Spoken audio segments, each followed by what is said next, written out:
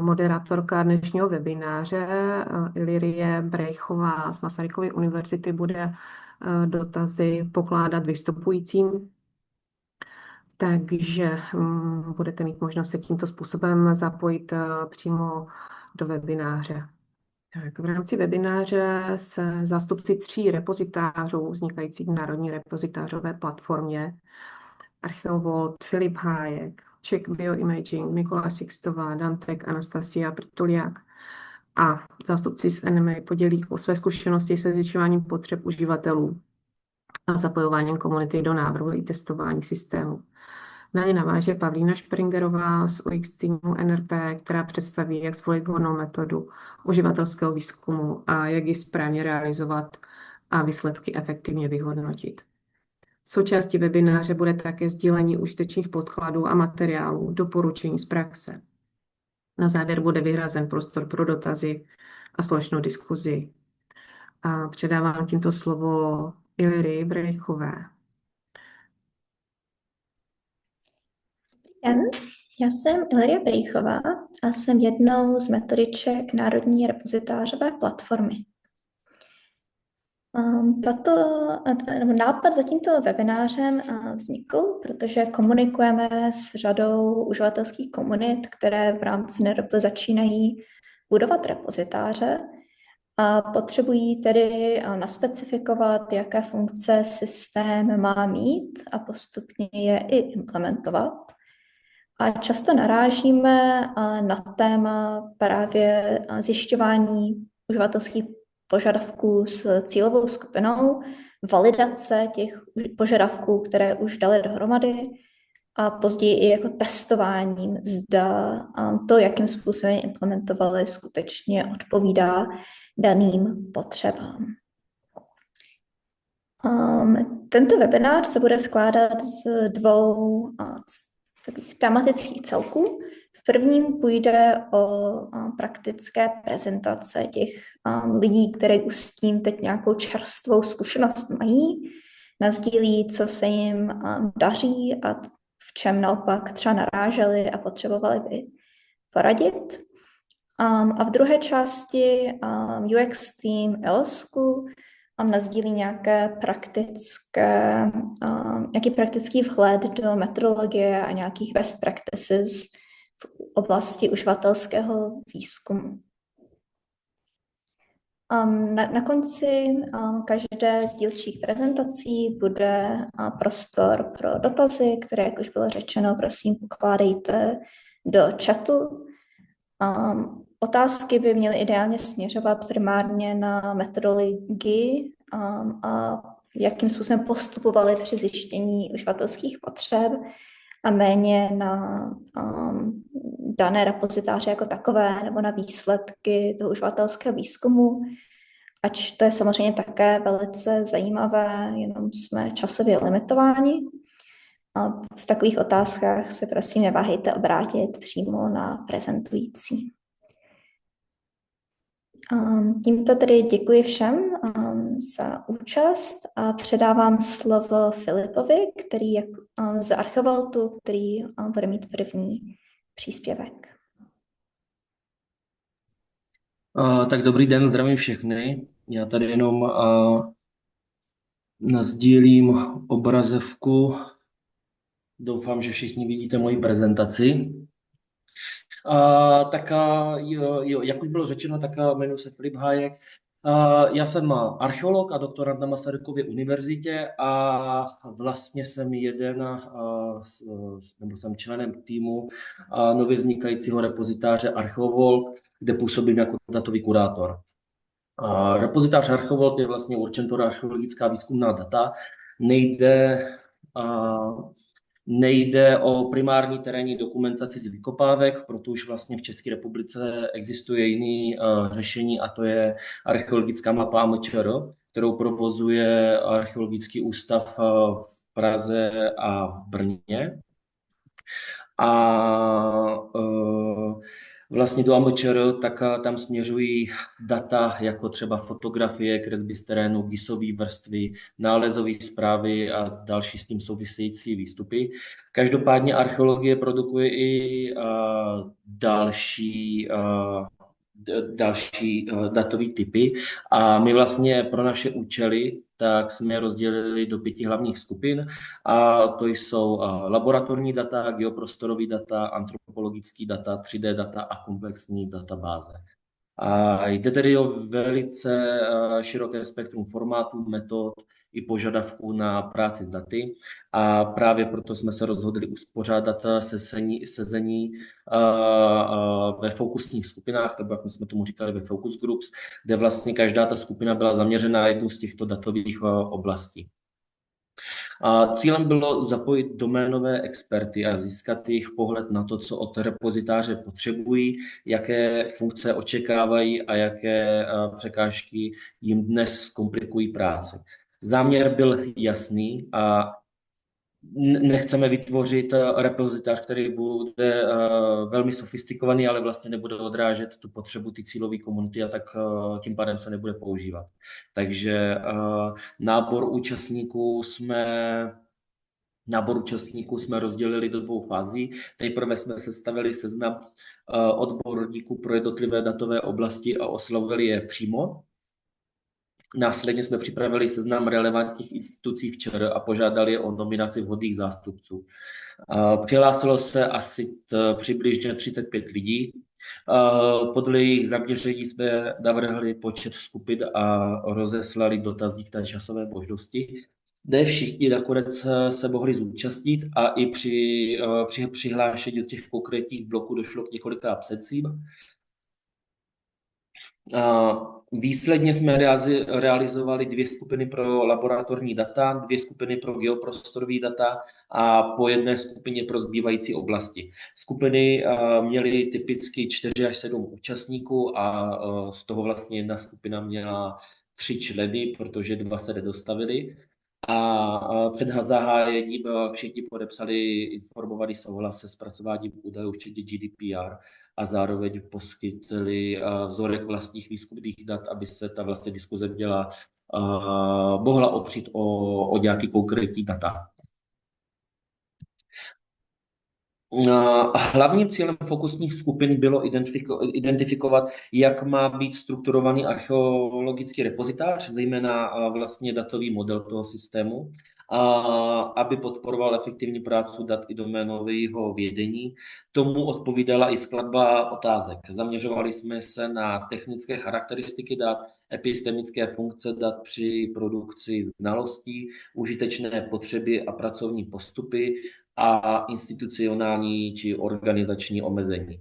Scénář setkání byl plánovaný na 90 až 120 minut a otázky lze rozdělit do 6 bloků, jako typy dat, granularita organizace, klíčové vlastnosti dat pro ukládání, sdílení a znovu použití, jak data vznikají a jak se proměňují, jak se data používají a kdy dávají smysl, spolupráce, sdílení a institucionální rámce a vlastně závěrečná reflexe, co by vlastně v repozitáři nemělo chybět z jejich pohledu. Tady vlastně můžete vidět i výsek pro 4. blok, jak ty otázky vlastně vypadaly, jak se data proměňují ve znalosti, jaké operace s daty provádíte a tak dále. Takhle to nějak probíhalo. V každé skupině byl přítomen moderátor a také já. Mojí roli nebylo aktivně zasahovat do diskuze, ale především pozorovat, dělat si poznámky a zapisovat postřehy. Výhodou toho bylo, že jsme měli data k dispozici ihned a mohli jsme na tom průběžně začít pracovat. Z fokusních skupin máme videozáznamy, které byly přepsány pomocí AI. Následně s nimi pracujeme na platformě Condense, kde čistíme strojový přepis, aby byl čitelný a věcně správný. Provádíme kódování a provádíme logování. Začali jsme kódováním přepisu, které se nyní dokončuje. Každou fokusní skupinu kódují minimálně 2 kodéři nezávislé a K výrokům se zároveň přidává i status, jestli šlo o praxi, o normu, jestli je to příklad, nejasnost nebo případně rozpor. Kodeři si průběžně vedou stručnou knihu kódu, co vlastně každý kód znamená a co k němu nepatří. A po dokončení kódování následuje vždycky týmová konsolidace výsledku, kdy sjednotíme synonyma, rozdělíme slepence a tak dále. A to vlastně děláme to proto, aby se dalo opakovat napříč těmi skupinami. Další fázi, která vlastně teďka začíná, tak začínáme řešit nominální techniku a logbook. U nominální techniky se pro každou tu fokusní skupinu vytvoří tabulka položek a četností a vypočítá se míra shody a rozptyl, a logbook pak z kategorií vytáhne relevantní segmenty a kvantifikuje verze odpovědí, kolik jich je, kolik má zástupců, jak často se téma objevuje a případně jak se liší třeba praxe a norma. A následně se obě roviny propojí, aby bylo možné odlišit, kde je shoda skutečná a kde jde spíše o deklarovaný ideál a kde se objevuje skrytá diverzita. A vlastně ten logbook používáme jako takovou pomocnou kvantifikaci té kvality. Hlavní ta analýza tak je v tom kódování. Paralelně si vlastně vedu i vlastní výpisky k návrhu repozitáře, kdo preferuje jaká metadata, co považuje za nezbytné minimum, jaké jsou rozdíly mezi typy dat a jaké funkce či operace od repozitáře očekávají. Tyto poznámky rovnou převádím do návrhu metadatových formulářů, protože na naší práci navazují potom i programátoři a ty potřebují včas jasné zadání, jaké položky a struktury mají implementovat. Vlastně zaznamenávám taky, kdo jednotlivé návrhy přinesl a kolik účastníků se na nich shodlo. Je důležité zmínit i dynamiku skupin, protože v některých se projevují dominantnější a naopak tiší účastníci. Dominantní mívají tendenci reagovat na každou otázku mnohdy opakovaně, zatímco ty tiší se zapojí málo, někdy až po přímém vyzvání. A v průběhu toho samotného setkání se to nemusí úplně plně projevit, ale vlastně při tom opakování, shledávání těch záznamů nebo práci s přepisem, tak už je to potom vidět. A vlastně ono je to dané i tím, že vlastně ty focus groups probíhaly online. Kdyby to bylo fyzicky, tak by se to scházelo, nebo tak by se to vlastně hlídalo líp. Každopádně zase by tam třeba nemohli zase se všichni účastnit, takže to vlastně něco, s čím se musí asi tak počítat. Každopádně, když o tom teďka takhle vím a uvědomuji si to, tak i přesto bych se to snažil možná ještě nějak víc zohlednit v té praxi, aby třeba každý musel se k té otázce vyjádřit a tak dále. Celkově ty fokusní skupiny považuji za velmi přínosný. Pro mě jako pro archeologa bylo cenné slyšet, jak za ty pracují různí kolegové, jaké mají potřeby, kde jsou v oboru mezery a i příležitosti ke zlepšení. Zpětná vazba navíc i naznačuje, že ten přínos vnímají ti samotní účastníci. Mnozí do diskuzí nepřicházeli s předem připravenou představou a řada podnětů je napadala až po skončení, kdy vlastně to téma ještě v nich dál doznívalo. Fokusní skupiny bych proto doporučil jako nástroj pro sběr požadavku na standardy, metadata i datový model a vlastně i jako způsob, jak získat hlubší vhled do oborové praxe. A vlastně výsledky tady z toho všeho budeme prezentovat na konci měsíce na konferenci a bude z toho i oborový článek.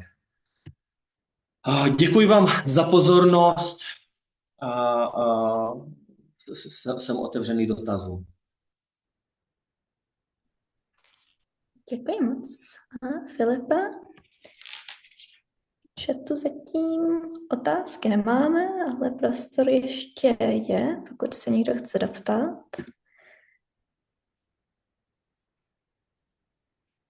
A pokud ne, tak bych se možná doptala já, co bylo z tvého pohledu na přípravě či vyhodnocení těch fokusních skupin nejtěžší.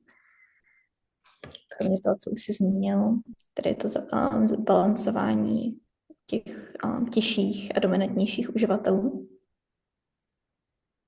Já si myslím, že asi nejtěžší byl ten začátek s tou analýzou, s tím kódováním, kdy, nebo minimálně pro mě to aspoň tak bylo, protože já jsem třeba to kódování nikdy předtím nedělal a museli jsme se na tom vlastně potom nějak i shodnout.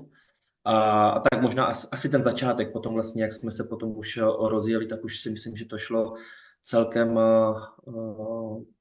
dobře. A je tam vlastně je důležitý komunikovat s těma dalšíma kodérama a pracovat vlastně na tom, nebo porovnávat si mezi sebou ty výsledky. No, aby jsme věděli, kdo jak co reaguje, protože každý vlastně, nebo dva různý lidi můžou jednu věc vnímat jinak, takže tohle to musíme vlastně probírat. Díky. Teď bych požádala Niky jako další z vystupujících o její prezentaci Czech Bioimagingu. Já se představím, já jsem Nikola Sixtová, jsem tady teda za repozitář pro data z zobrazovací biologie. Chtěla jsem hned na úvod představit, kdo za tímhle stojí. Vlastně za vznikající pilotní repozitář náš je formální odpovědnost nese vědecká výzkumná infrastruktura Czech Bioimaging, která vlastně čítá teďka 10 institucí, celkově na nich 16 core facilit, takže když zmiňuji nějaké uživatelské skupiny, tak pro mě je to jakoby dvouvrstevná představa. V té jedné vrstvě je to té bližší, užší spolupráci, jsou to právě zástupci těch core facilit, který s náma spolupracují jakoby v bližším kontaktu a v té druhé vrstvě u uživatelích, tak když se bavíme, tak tím myslím vyloženě ty vědce v terénu. A ještě jsem chtěla zmínit, že vlastně Czech Bioimaging infrastruktura vlastně poskytuje expertízu a top-level zobrazovací biomedicínské přístroje. A byť tam je teda ta formální odpovědnost, tak máme i nějaký interní repozitářový tým. Kromě mě je tady ještě v našem týmu Vláďa Ullman a Michal Kozubek z Masaryčky, Marek CBCOR, Emma Strouhalová a Michal Tarana u nás na Hiráku. Chtěla jsem tady takovým tím líbivým zlatým trojúhelníkem představit, co, proč, jak. Vlastně už v tom úvodu jsem zmínila, že teda stavíme nějaký doménově specifický repozitář pro data ze zobrazovací biologie, současně je to teda ještě pilotní repozitář. Proč to děláme, tak je tam nějaká i jakoby snaha posílit národní datovou infrastrukturu a teda i suverenitu, tím myslím nějaký jako bezpečný uchovávání dat na české půdě. A jde nám i o to, aby ta česká data ze zobrazovací biologie si udržela nějakou hodnotu díky semantické interoperabilitě, dohledatelnosti, znovu využitelnosti, zkrátka zajištění nějakých fair principů. A jak jsme toho vlastně chtěli dosáhnout, těch bodů je tam víc, rozhodně skrz to napojení na národní datovou infrastrukturu, skrz to, že budou k dispozici persistentní identifikátory, že ten repozitář bude kurátorovaný, že bude napojený na nějaké mezinárodní standardy. Určitě by tam byl jako delší výčet toho, jak. A chtěla jsem tam jenom vypíchnout, že ta spolupráce s uživatelskou komunitou mi přijde taky jeden z klíčových jako věcí, jak dosáhnout nějaký jako kvality, že vlastně děláme to pro tu komunitu, takže jejich zapojení je jako velmi žádoucí. Chtěla jsem tady ještě zmínit, když přijdete na stránky EOSku, dělám tady takovou reklamu, tak tam vidíte takovýhle pěkný čudlík, doporučení pro zakládání repozitářů. Nám to pomohlo, pomohlo nám tenhle dokument si ujasnit nejenom nějaký cíle, kdo je vlastně ta uživatelská, kdo je ta cílová skupina, co od toho očekávat třeba hned po spuštění, rok potom, 3 roky potom, ujasnit si takový ty základní myšlenky a následně jsou tam doporučeny nějaký kroky, kterými procházet při tom zakládání repozitáře. Já osobně do toho vstoupila v momentě po tom výběru repozitářového systému, to už jsme měli vybraný Invenio, a osobně jsem se pak víc zabývala těma dalšíma krokama, jako jsou data, metadata, nějaký právní, etický aspekty a administrace, uživatelský rozhraní. A zmiňuji to proto, že osobně si myslím, že všechny z těch témat více či méně si zaslouží nějakou tu spolupráci s uživateli. Snažili jsme se to s nimi nějakým způsobem komunikovat, byť třeba jenom vybrané části z toho. A mám i svůj důvod, proč tady zvýrazňuji data, metadata, uživatelský rozhraní, protože pro nás osobně to byl asi nejpalčivější téma, který se jako vleče, je to náročný a vlastně ta interakce s uživateli pro nás byla tady v tom asi jako nejklíčovější. Já jsem tady udělala takovou linku, jak si vlastně představuju, že by to ideálně lineárně mohlo postupovat, s tím, že myslím, že tady na začátku nějaký knowledge base. My jsme se teda inspirovali ještě existujícím repozitářem Bioimage Archive, který vlastně v té naší doméně už funguje, který vlastně začíná až od té datové struktury přes nějakou implementaci. My jsme vlastně chtěli kvůli té vyšší interoperabilitě, kvůli nějaké semantičnosti se řídit vlastně předlohou, jak k tomu přistupovalo NTK, konkrétně Michal Met, když vytvářel vlastně ten konceptuální model, aplikační profil CCMM a chtěli jsme postupovat stejně, napojovat to na to, proto jsme jako ty kroky nevynechali, vložili jsme je tam. Při zjišťování, aby jsme vlastně mohli vytvořit nějaký konceptuální model, na něm stavět aplikační profil a z něj teprve dělat jako kvalitní jakoby datovou strukturu, tak ten počáteční bod, mít vlastně jakoby solidní knowledge base, pro nás byl docela klíčový. Každopádně jsme v tu dobu ještě neměli vyloženě nějakou jako solidní základnu s těma uživatelem a nějaký propojení, takže vlastně díky bohu existoval docela slušný článek v Nature Methods, RAMBY, který se jmenoval vlastně, byl o Recommended Metadata for Biological Images. Takže pro nás to byl takový jako prvotní zdroj, z čeho jsme vycházeli, na čem jsme jako postavili úplně ty naše prvotní základy konceptuálního modelu aplikačního profilu a šli jsme dál. Nicméně ten proces nebyl tak přímočarý.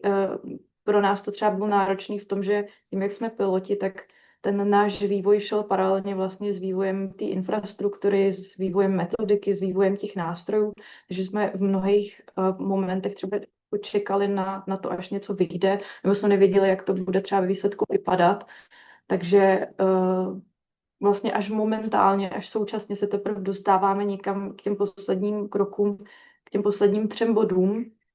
A vlastně to, o co nám šlo, když se dostanu jako na spolupráci s uživateli, bylo vycházet z nějakého knowledge base těch jako odborníků v doméně, aby to nebylo jenom, jako, že si to vyzobeme jako z článku, byť jakoby solidní, tak jsme chtěli spolupracovat s těma uživatelema. Nicméně vlastně pro ty uživatele jsme zjistili, že je to jako poměrně abstraktní věc a že bylo potřeba přijít s něčím fyzickým, že vlastně líp fungovaly přidávání nějakých feedbacků na něco konkrétního, co jim ukážem. Takže jsme zjistili, že vlastně tam byla i už potřeba mít ten koncový bod, abychom mohli jako se bavit o knowledge baseu, takže nám z toho vlastně vyšlo, že to je kruh, že to není jako lineární věc, ale že to je kruh. A že ten kruh je mezi sebou různým způsobem propletený a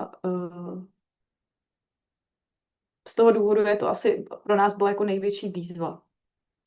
Kdybych to vzala nějaký časový ose, jak jsme se na tom jako pohybovali, tak vlastně na jaře minulého roku jsme měli teprve první setkání s tou komunitou Czech Bioimagingu, tím myslím jako vlastně ty zástupce z těch core facilit, kde jsme se představili v tom interním týmu, komunitě, představili jsme jim tu základní myšlenku, pak bylo nějaký období, kdy jsme pracovali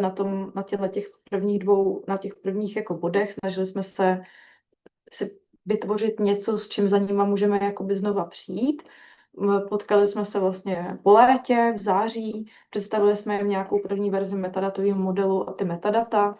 Trošku jsme narazili, protože jsme zjistili, že vlastně ten způsob prezentování právě přes jako ten aplikační profil, konceptuální model je jakoby hodně odtržený od reality těch lidí, že by chtělo jim to jako prezentovat v nějaký jakoby graficky úvodné formě, ideálně třeba něco interaktivního, což jsme neměli. A usoudili jsme, že by vlastně bylo vhodné kromě i těch metadek s nimi začít jako komunikovat právě i ty další aspekty, nějaký třeba uživatelský licence, embargo, funkcionality, všechno možný. Takže jsme v té užší uživatelské skupině zavedli jako 2týdenní online setkávání. Vybrali jsme si i nějakou platformu Discord na psaní, na nějakou diskuzi.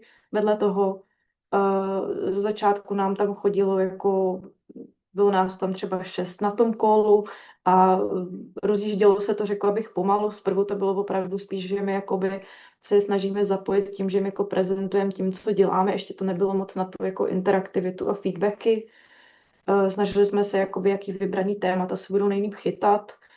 Mezi těma datastevardama to byly jako zejména nějaký formáty. My jsme věděli, že budeme potřebovat určitě řešit právě ten knowledge-based ty metadata. Tak jsme zkusili po konzultaci s našima jako vývojářema vykopnout nějakou demo verzi toho UI nebo Graphical User Interface. Prostě ve Figmě jsme si udělali s pomocí chatbota takový jakoby interaktivní GUIčko, který jsme prezentovali, že to teda není to, co ve finále vyloženě čekat, ale měli jsme to posvěcený vývojářem, že to jakoby není odtržený od reality toho Invenia. A vlastně jsme zjistili, že jakmile jsme vyrazili s něčím takhle interaktivním, takže se ta diskuze jakoby velmi akcelerovala. Ale jako došli jsme k tomu, že v rámci té komunity Czech Bioimaging, byť se to teda zvedlo a už se nás tam objevuje každý ty 2 týdny jakoby na 10 lidí a je to o něco jako zapálenější diskuze, takže je potřeba se začít potkávat i fyzicky s těma vědcema. A tom jsme právě využili kontaktu s těma datastevardama z Facilit, který nám začaly zprostředkovávat ten přímý fyzický kontakt, což bylo super. Potkali jsme se právě s lidma z UMG, z Mikrobiologického ústavu a jako to fyzické setkání se vůbec za to online jako nedáme přijde nahradit. Bylo to super, bylo nás tam dohromady asi 8. Myslím si, že ta skupinka, že bylo ideální, že byla sestavená z lidí, se kterými fungujeme nějakou delší dobu užším způsobem, že tam byly jako polovina datastevardi, polovina ty vědci, takže to bylo jakoby ze 3 úhlů ta diskuze pospojovaná a celou tu diskuzí nás vlastně provázelo tohleto jakoby demíčko toho UI. A opravdu jsme tam zvládli jako probrat všechno možné od způsobu vyhledávání, samozřejmě jsme představili jim ten projekt, zjišťovali jsme jejich potřeby od toho repozitáře, jaký mají současně třeba přístup k nakládání s daty, podle čeho by chtěli vyhledávat, jaký by chtěli mít jako podmínky na embargo, uživatelské licence, jaký funkcionality si tam jako představují. A opravdu jakoby ta zpětná vazba na něco fyzického už byla prostě mnohem lepší. Takže rozhodně jakoby v tom plánujeme pokračovat. A teď je teda, doufám, že to podaří, teďka na jaře plánovaný vykopnutí té první testovací verze toho repozitáře, kdy máme předdomluveno s tou Czech Bioimagingovou komunitou datastevardů, že budou ochotni to s námi testovat, vkládat tam nějaký testovací vzorky těch datasetů. Očekáváme tam okolo třeba 50 záznamů a rádi bychom, aby vlastně v nějaký druhé polovině roku už mohla vyjet nějaká verze, kterou budeme prezentovat v té širší komunitě. A už to jenom uzavřu s tím, že teda ty největší výzvy a úskalí pro nás byly jednak v tom, že ten pilotní repozitář se prostě, už jsem zmiňovala, vyvíjel paralelně i s metodikou, infrastrukturou a těma nástrojema, což samozřejmě jakoby něco zpomalovalo, ale zase jako věřím, že jsme se na tom jako vzájemně učili. Zároveň ty data, hlavně ty metadata, který jsem zmiňovala, ten kruh, že vlastně pro nějaké zjištění toho knowledge baseu, toho feedbacku byla potřeba něčeho fyzického, ale to fyzické zase stojí na nějakým tom knowledge base, takže bylo těžké se vymotat z toho kruhu. A to propojení s koncovými uživateli, tak jako určitě jsme jako si osahávali jak na to, pořád jako určitě přijímáme jako jakýkoliv návrhy, protože je to proces, ne vždycky jako lidi interagují, ne na všechno se chytají. A překvapivě pro nás bylo jako limitující, že v rámci toho projektu nemáme financování na cesty, takže když se člověk chce jako setkávat fyzicky, tak je těžké na to hledat finance. A co se týče nějakých plánů do budoucna, tak rozhodně bychom ty data stewardy z Czech Imaging Community chtěli do testování a vývoje zapojovat dál a snažit se udržovat ten kontakt přes ty online meetingy a občas nějaké fyzické setkání. Určitě bychom rádi jako stáli o dalších fyzických setkávání s těma menšíma skupinkama přímo na ústavech a bylo by fajn v nějakým pokročilejším stádiu potom začít představovat už třeba nějakou verzi 2 toho repozitáře přímo na institucích a třeba se pak i zeptáme na pomoc, jakou další propagaci zvolit třeba, nebo tak asi bych to tady uzavřela a děkuju. Děkuji moc, Niky. Myslím, že bychom měli prostor na jednu rychlou otázku, pokud se někdo chce zeptat. A pokud ne, tak bych přešla rovnou k další prezentující. A když tak na závěr bude také prostor na celkové dotazy. Ale jenom z hlediska dodržení harmonogramu bych šla rovnou dál. A také přepnu do angličtiny. So, hello, Anastasia.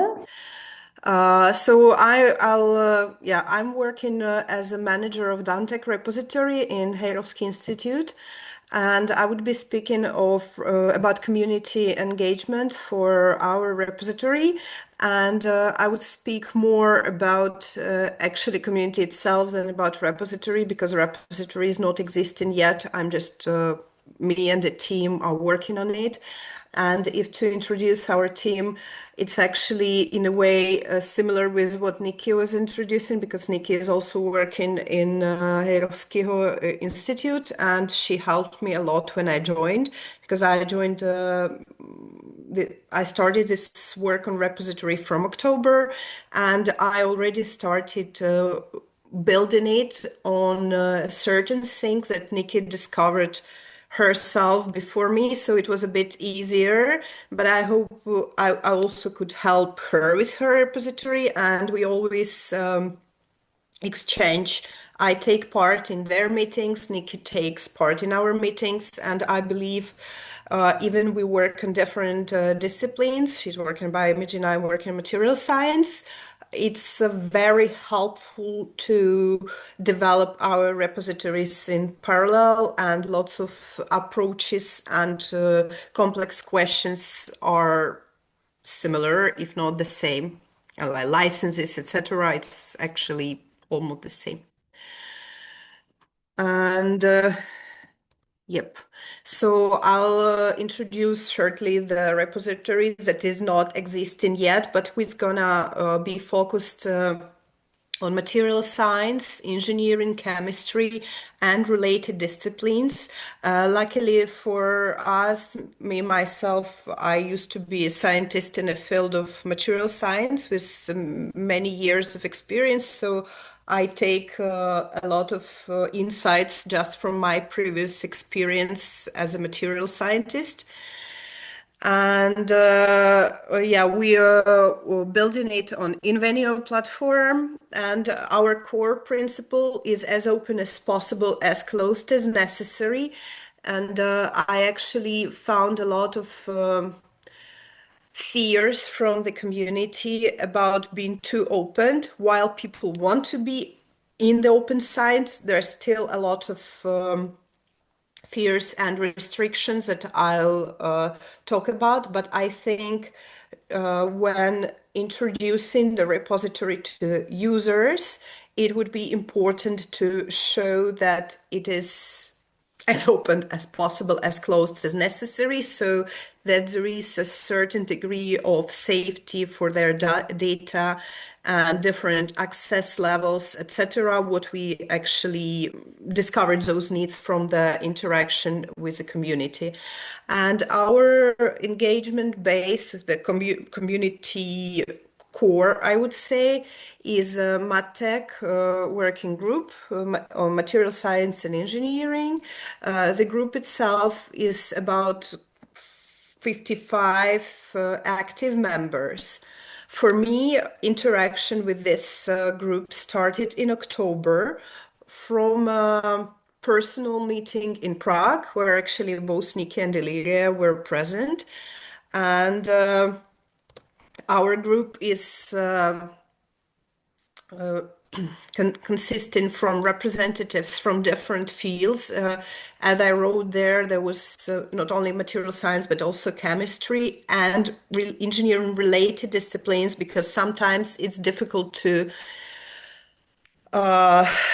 distinguish what is already not material science, what is still material science. For example, is wood material science or not? Because wood is a material itself, but it's not a classical material science. So our, from what I see with other repositories, our coverage is a bit wider than it could be for other repositories. And yeah, as I said, there's experimental chemists, materials designer, people who are working on modeling and DFT calculations, and people on the different career stages representing more than 15 institutions, as far as I remember for now, 19 institutions. So their data practices are very different, policies of the institutions different, demands for repository are very different, also amount of data and volume of data itself is from megabytes to terabytes. So it's so wide and variable community that it is really a complex task to get all the information from the community and make something that would work for everyone from it. And here I have written that we also had some meetings with the industry partners, which might be not so relevant for other fields, like I doubt there are industry partners in archaeology. However, for material science, I don't know how aware you are what is that, but it's like, yeah, metals, ceramics, semiconductors, etc.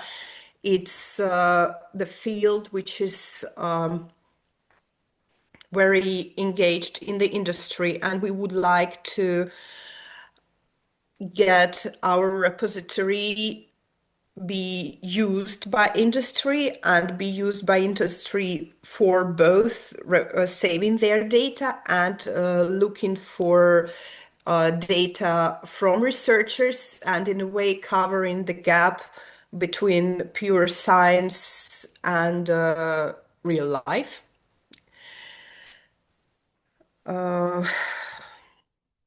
Yeah, so for myself, as I said, I joined this project in October in the in-person meeting of MatTech group in Prague. And back then we started from spreading the template we got from NRP. Here you can see it in a účel a zakladání vlastnosti navrženého repozitáře. So back then, there were about 20 people in the meeting, and we have shared some home tasks with them. And the main task was actually to fill this template, and there were some extra questions. And we are aware that the cílová skupina. You see, I mix up English and Czech. I forgot word. Target group for this template is more actually us, not the researchers themselves, but however to feel it the way it would cover how community sees the repository. We wanted to get more answers from the working group itself and find what specific problems we're solving and find how much data there are going to be, volumes, amounts, etc. And about, as I spoke before, about access levels, etc.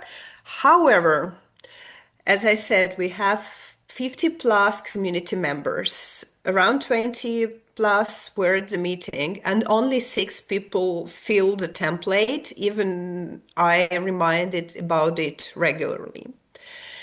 And we were wondering why it happened this way and how could we get this information and other useful information other ways. And from the 6 templates we got filled, only 2 were really detailed and comprehensive. One was focused on some infrastructure rules, but no information about volume and forecasts about the volume of the data to be saved in repository. And 3 were very minimal. And while it was a base to start this conversation, it didn't give us enough information, and we approached towards more of a hybrid information collection model by communicating with community more. Here I wanted to speak about why written templates are failed to engage. Not only this one, I also created after the meeting itself some questionnaire, and I wanted to speak that actually in the future we would change a bit our approach to the written templates and move from more abstract questions, as here it was starting with why should repository exist, etc., to something concrete and then move into abstract. So it's like this funnel approach that, when you maybe you did yourself filled some surveys in the shop, etc. And when you are answering lots of easy questions, then you just don't want to give up and fill the difficult ones. But if you will get started from the text that you should write, you will just not do it. So it's like on a psychological engagement of people in filling the forms. I see that it would be way easier if we create like lots of very easy questions that no one would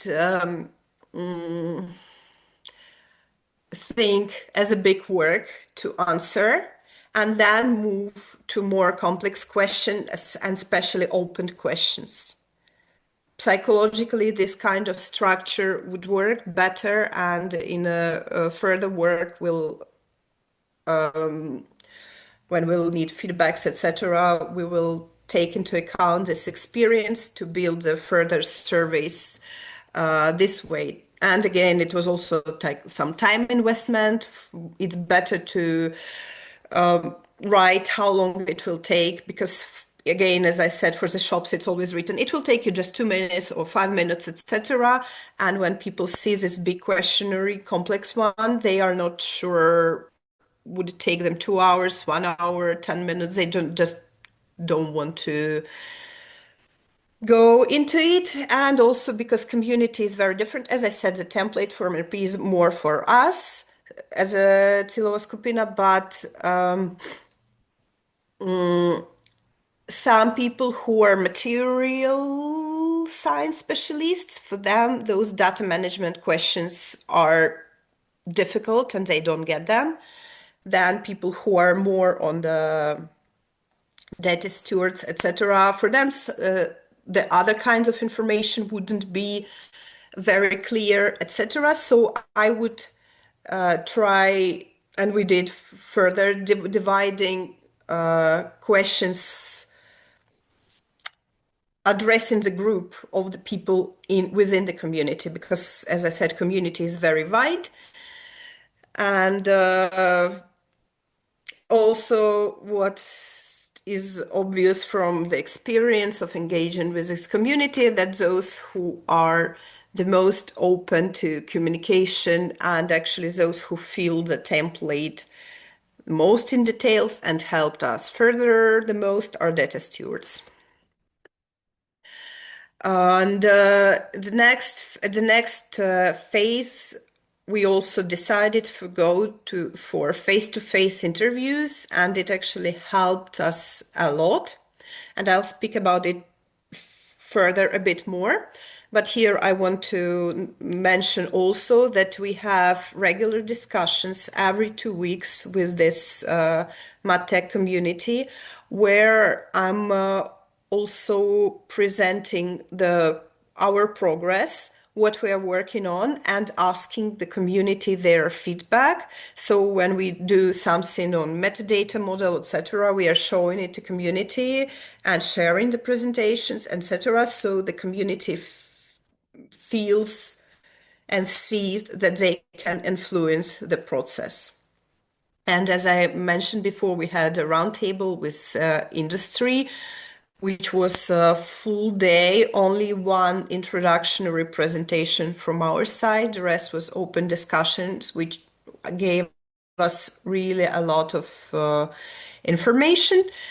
And then we had, for now, 6 face-to-face interviews, but we are going to continue with a detailed discussion on the workflows, pain points, why, what are the needs.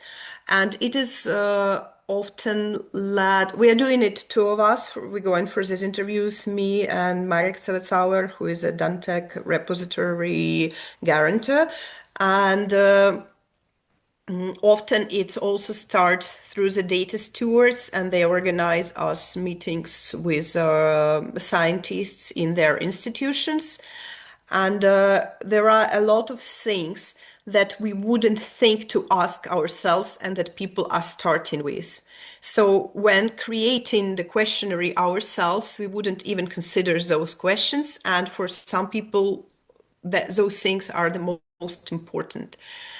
So this face-to-face interviews, I would say they are the most valuable information providers for us. We have some questionnaire template. I have already shared it with some people who are present here because I was asked, but we don't go with it with a certain questionnaire. It's more informal communication. However, have those questions as a backup. If in the end of the communication I see that there are some gaps that we didn't discuss, I can use a questionnaire I prepared for those meetings. And here with the hard part is our insights from in-person communication, and business part is what we get more from the template. So as you can see, templates provided some baseline, and conversations provided us with motivation, concerns, critiques, etc. And with actually those real fears, and there was a lot of thoughts about people afraid of some foreigners stealing the data. We heard it regularly in conversation, some fear of foreign institutions stealing the data, and that it would be something to be taken into account, and especially when promoting our repository, there are things that should be highlighted in order to persuade those potential users that they don't have to be afraid of this still in misuse, etc. And yeah, all of we got from also from the fears, etc., influenced a lot how we work on our policy in access levels, as well as about deleting the data from repository and tombstone policies, etc., because there are a lot of things that people would not write in some template, but they would speak about it in person. And again, it would be something then to be used when promoting repository itself. So those meetings we have for about 1 hour. As I said, we have a question prepared as a backup, but we start from really looking what the people do and asking about their real problems and about how they want it to look like. We're not yet at the stage like Nikki of the visual part of UI, etc., but we are just comparing with the repositories they use now, like Zenodo, etc., and hear what they like about it, what they dislike, etc.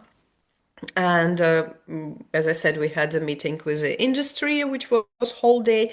We have every 2 weeks Mate chat where we show our progress and community do their presentations about what they're orienting on and introducing their work so we would understand their needs better.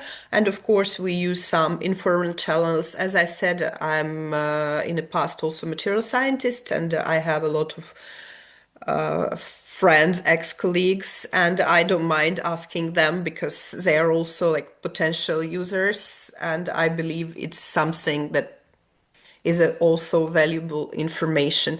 So as I said, we have this hybrid approach with using both the surveys and templates, verbal and written conversations.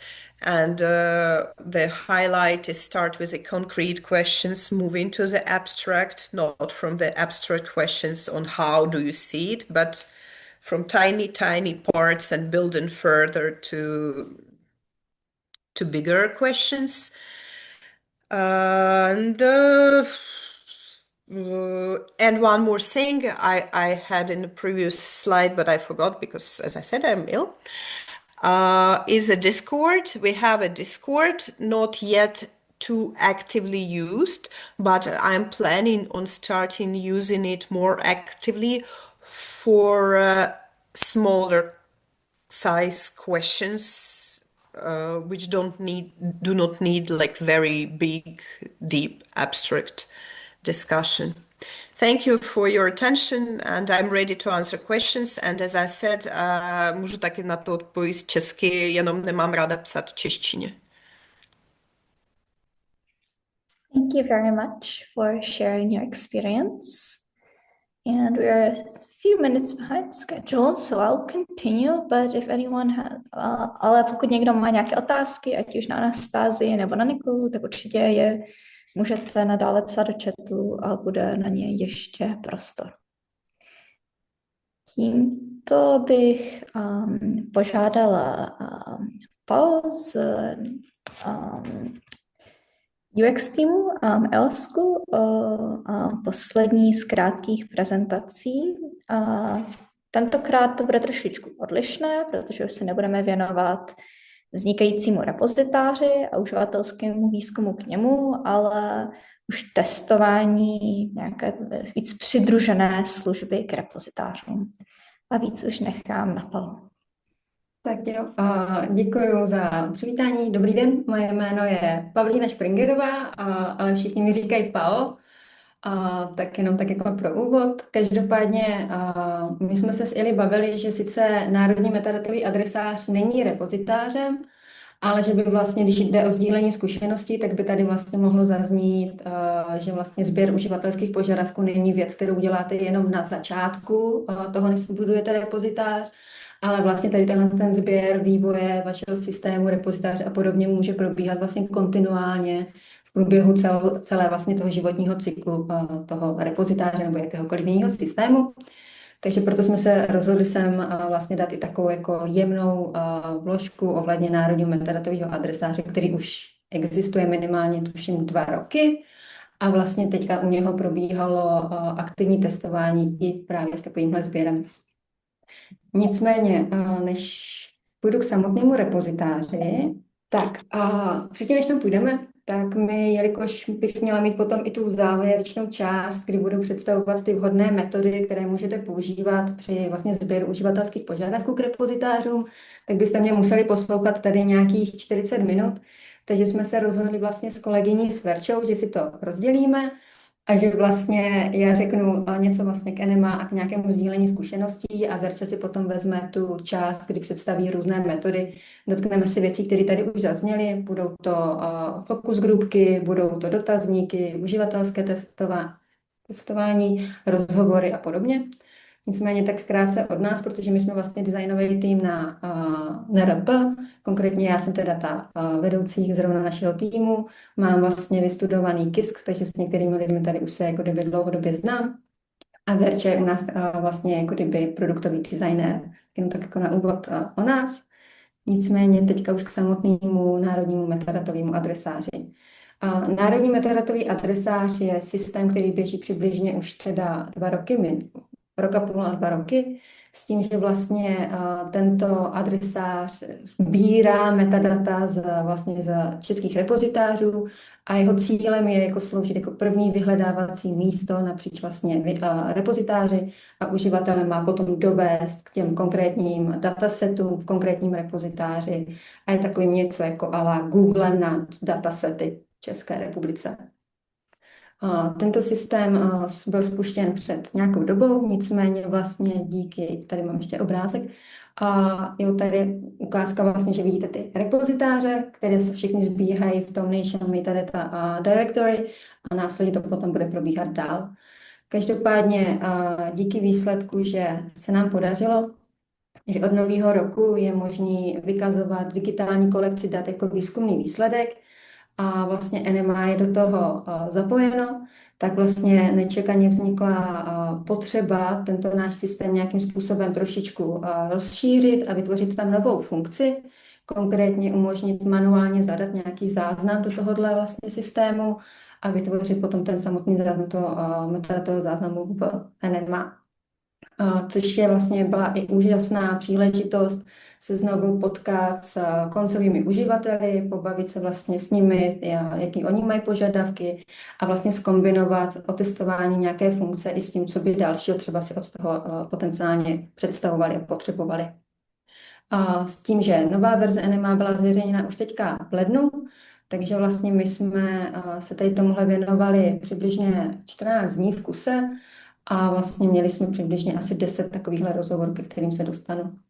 Tady vidíte, jak aktuálně národní metadatový adresář vypadá a s tím, že vlastně je tady možnost potom vlastně přidat i ten svůj vlastní záznam, tuhle novou funkci tam máme. Tak, jaký jsme všechny měli motivace? Tak přirozeně první motivací bylo otestovat tu novou funkci a celkovou srozumitelnost toho systému. To znamená, jestli uživatelé chápou, kde se nachází, jestli když kliknou na nějaký vhodný tlačítka, tak pochopí, kam se následně přesouvají, jestli ví, co si tam můžou dovolit, co vyhledávají a vlastně jak s tím pracovat. Byla to právě i práce jako identifikace nějakých příležitostí, co by od toho očekávali víc, ale naopak pain pointů, kde se v tom systému potom jako kdyby zasekávají, co jim třeba není srozumitelný, ať už textově, nebo i třeba označení tlačítek, nebo vlastně proč ten proces vypadá tak, jak vypadá. A zároveň tam další poslední motivací, asi pro nás je to největší, jakožto designéry, bylo i seznámení s tou cílovou skupinou a identifikování jejich potřeb, jejich zájmů, o čem přemýšlí, čemu se věnuje v rámci pracovní agendy. My, než jsme se vlastně dostali k těm samotným cílovým skupinám a než jsme se potkali s nima, tak jsme měli vlastně rozhovory s metodikama na iOSku, se kterými velmi úzce spolupracujeme a s třeba i Open Science metodiky, kteří nám pomáhali identifikovat vlastně konkrétní cílové osoby nebo konkrétní cílovou skupinu a konkrétní osoby, které by mohly být vlastně respondenty při tomhle setkání. Bylo to z toho důsledku, že my jsme měli jednoznačně identifikovaný, se chceme věnovat těm cílovým skupinám, které budou vykazovat právě, nebo můžou potenciálně vykazovat tu digitální kolekci dat a po případě budou dělat tu podporu pro ostatní, kteří budou vykazovat. A vlastně z toho důvodu jsme v tomhle případě zvolili vlastně přístup, kdy jsme hledali ty respondenty takzvaně metodou Snowball. To znamená, že jsme se zeptali vlastně lidí, u kterých jsme věděli, že do toho zainteresovaní jsou a oni nám následně doporučovali další vlastně respondenty. Díky tomu jsme potom vlastně pozbírali respondenty napříč různýma cílovými skupinami, které jsou relevantní, ale i po různých institucích. Jo, a ať už to byli datastevardi, bavili jsme se s vědci přímo, ale měli jsme například i podporu pro vykazování těch výzkumných výsledků do RIBu. A jakmile jsme tady tohle měli, tak jsme vlastně všechny oslovili, naplánovali jsme si setkání. Ta setkání probíhaly buď hybridně, ale nebo i in person, osobně. A vždycky to vlastně probíhalo tak, že každé to setkání byly minimálně od nás 2 designéři, jak už tady vlastně předtím zmiňoval Filip, kdy jeden designér vede takzvaně ten rozhovor, po případě testuje a baví se vlastně s tím člověkem a druhý designér vždycky kontroloval nebo si dělal poznámky a kontroloval, že je vlastně naplňováno všechno a všechny cíle, za kterými jsme vlastně za tím člověkem přišli. Je to z toho důvodu, že vlastně, když by do toho takhle zasahoval aktivně, tak vlastně by narušoval tok toho rozhovoru, toho designéra s tím respondentem a zároveň ono je i příjemnější, když se s tím člověkem bavíte a nemáte před sebou ty monitory a nepíšete si něco a vlastně tak jako zbytečně narušujete to flow. Takže z toho důvodu vždycky na tyhle testování, na tyhle setkání chodíme minimálně ve 2. Předtím, než jsme se s tím samozřejmě potkali, tak jsme si definovali konkrétní cíle každého jednotlivého setkání, ať už to bylo na začátku právě seznámení se s tou rolí, protože Data Steward dělá trošičku něco jiného, garant pro vykazování do RIF má taky trošičku jinou pracovní agendu, ale s tím systémem budou pravděpodobně pracovat oba. Tak vlastně jedním z cílů vždycky bylo pochopit, kde se vlastně nachází ten náš respondent, co on dělá a jaký je jeho vztah, případně tady k tomuhle systému potenciálnímu a vztah k tomu samotnému vykazování. Samozřejmě v průběhu toho rozhovoru jsme identifikovali další potenciální lidi, se kterými bychom se mohli bavit a řešili jsme přímo využití toho NMA a potenciální vývoj toho NMA. A samozřejmě jsme potom testovali NMA jakožto celek. Když mluvím o NMA jakožto celku, tak nemyslím jenom to, že mu otevřu obrazovku, spustím NMA, zadám mu úkol tohle, ale jedná se opravdu o testování textace, jestli tomu je srozumitelný, jestli když zabloudí do dokumentace, potažmo návodu, tak jestli tomu rozumí, do veškerých popisů a podobně. Jakmile jsme měli identifikované tyhle cíle, co všechno bychom chtěli, tak jsme se vlastně rozhodovali nad metoditama. Ty metody jsme nakonec zvolili polostrukturovaný rozhovor a samotné uživatelské testování. Tak, samozřejmě, než jsme šli přímo za nima, tak my už máme tady u nás standardně vytvořený takový checklist. Z každé naše setkání předchází vlastně informovaný souhlas, o něm taky už předtím vlastně mluvil Filip. Tento informovaný souhlas obsahuje to, proč se s tím člověkem chceme potkat, informujeme o tom, že vlastně chceme to setkání nahrát, proč ho chceme nahrát, kdo s těmihle daty bude pracovat a jakým způsobem. A vlastně i to, že na koho se může obrátit v případě nějakých dodatečných dotazů nebo třeba odvolání toho souhlasu a tak dále. Jakmile máme ten souhlas podepsaný, tak si ho udržujeme u každého vlastně daného rozhovoru. A je to jeden z takových jako alfa omega každého našeho jako uživatelského výzkumu. Samozřejmě potom máme vždycky vytvořený takzvaný jako scénář celého setkání, máme tam vždycky úvod, samotné setkání a ukončení. U úvodu, ačkoliv spousta lidí si říká, že to je přece standard, to už se o tom nemusíme ani bavit, tak my třeba máme vždycky na začátku každého to setkání udělaný fakt takový jako text, ve kterým říkáme, jakože za první poděkujeme tomu respondentovi, že se s náma sešel, že si na nás našel čas, znovu mu vysvětlíme, proč se potkáváme, aby navnímal vlastně ten kontext, zároveň v tom úvodu a tady tenhle ten krátký proslov, tak většinou i toho respondenta trošičku uklidní a vlastně dáváme mu i prostor na to se, jako kdyby se ptat na cokoliv, co ještě zajímá. Následně probíhá to samotné setkání, k kterému se dostanu později, takže tak přeskočím.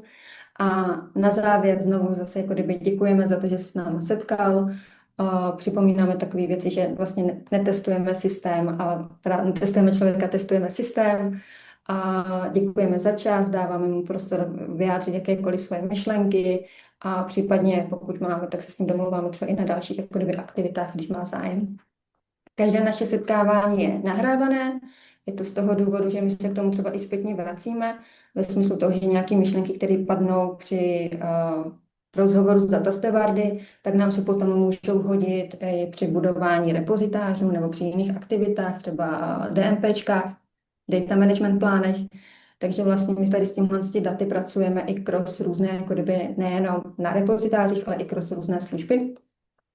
A samozřejmě před každým tady tím aktivitou tak už máme připravený prostor pro uložení a zpracování dat a v okamžiku, kdy něco testujeme, tak máme připravené testovací prostředí. Tak, v rámci NMA my jsme se vlastně rozhodli to udělat tak, že na začátku jsme měli rozhovor a takzvaně ukázku, s tím, že tady ta ukázka neznamenala, že my už něco ukazujeme, ale naopak ti respondenti ukazovali nám. My jsme se vlastně bavili s nimi o tom, jaká je jejich pracovní agenda, jakým způsobem pracují s interními systémy v rámci toho vykazování a vlastně dost často nám potom i třeba ukazovali jejich interní systém, jak vypadá, jak je tam například použitý wording, slova, označení tlačítek, popisky a podobně, protože vlastně my se snažíme udržet nějaký ten standard potom napříč i toho, co my nabízíme. Takže vlastně jsme první se bavili o nich, následně jsme vlastně přešli do toho, že jsme jim nějakým způsobem ukázali NMA, společně jsme otestovali NMA a následně jsme se potom jako kdyby bavili nad tím, co proběhlo, protože jak naopak říkala Nicole, tak opravdu už tady byli v té fázi, něco viděli, udělali si nějaký mentální model a vlastně měli vlastně ty názory zase trošičku jako kdyby ostřejší, jasnější a vlastně dávali ty názory zase jinak najevo. Tak, při tom prvním povídání, tak tam jsme úmyslně to nechávali fakt v té roli toho respondenta a polostrukturovaného rozhovoru. Bylo to z toho důvodu, že za prvý těch respondentů a jejich rolí bylo opravdu po různu, takže jsme je nechali, ať se nám prostě představí plošně a volně. Zároveň vlastně jsme ty otázky měli uchopený, takže v dnešní době úplně datasety ještě se do repozitářů aktivně nebo se to nevykazuje. Takže dost často jsme to jako kdyby přenášeli, jakým způsobem naopak pracují třeba s vykazováním publikací, softwaru, i takové věci, jak třeba vyhledávají věci jako záznamy, bavili jsme se o tom, jak pracují s interními systémy a podobně. Takže jsme je nechali mluvit o jejich pracovní standardní agendě a vlastně jsme přemýšleli nad tím, jak tohle se mu bude promítat potom do toho našeho NMA. Kromě toho jsme se i bavili, s kým spolupracují, protože to i dost často ovlivňuje třeba, kde se s tím dalším partnerem chtějí potkávat, jestli je to v online prostoru, jestli pokud třeba používají Discord, nebo naopak už mají jako kdyby otevřené nějaké systémy vůči sobě a co si sdělují, co je pro ně důležité si sdělovat a jakým způsobem. Ono tady tohle prvotní povídání za prvý ty respondenty uklidní, uvolní se a jsou potom takový i mnohem jako kdyby otevřenější, takže to takový jako kdyby warm-up, který potom jako je důležitý pro to úspěšné testování a zároveň je tak trošičku jako kdyby kontextově už připravíte na to, že se na něco budou koukat, víte o jakém tématu se vlastně budete bavit a i ten jejich jako kdyby mozek se na to naprogramuje, že se budou teďka věnovat právě tématu vykazování. Takže vlastně tady po tomhle tak jsme přešli na to samotné testování s tím, že testujeme zásadně v testovacím prostředí, nikdy netestujeme na ostré verzi, protože pak se může stát, že musíte řešit právě i takové jako užití přihlašovacích identit.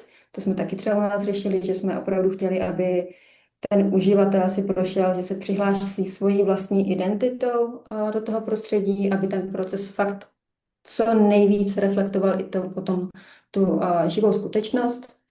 Takže vlastně jsme chtěli, aby přihlašoval se svojí identitou, ale zároveň jsme mu potřebovali dát podklady, se kterými může pracovat, protože ještě jsme byli ve stavu, že třeba nemají ty datasety, které tam, nebo ty metadatové záznamy, které tam chtějí nahrát, nebo ještě to neví přesně, co si pod tím představit, takže vlastně jsme pro ně měli připravený i balíček tady takovýchhle odkazů, se kterými potom následně jsme pracovali. Jo, což je další důvod, proč to nedělat opravdu na ostrý verzi. Při tom testování tak máme vždycky a jasně definovaný, co přesně testujeme.